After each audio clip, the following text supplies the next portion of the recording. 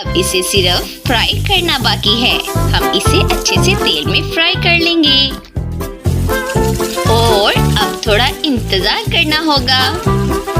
ओह वाव, ये तैयार हो गया और अब इसे KFC की बकेट में डाल देंगे। चलो इसे चेक कर बताओ। खाना बहुत मजेदार लग रहा है। चलो इसे जल्दी से चखो। ओह वाव, ये कितना प्यारा लग रहा है। चलो इसे जल्दी से ट्राई करते हैं। कितना यमी है, मुझे ये पसंद आया।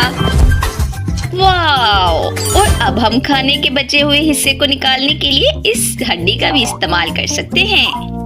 ओह, मुझे एक बर्गर चाहिए, मुझे बहुत भूख लगी है। क्या एक बर्गर? हाँ जरूर, चलो मेरे पास एक है, तुम ये खा सकती हो। ओह नहीं, मुझे एक छोटा बर्गर चाहिए। हाँ जरूर।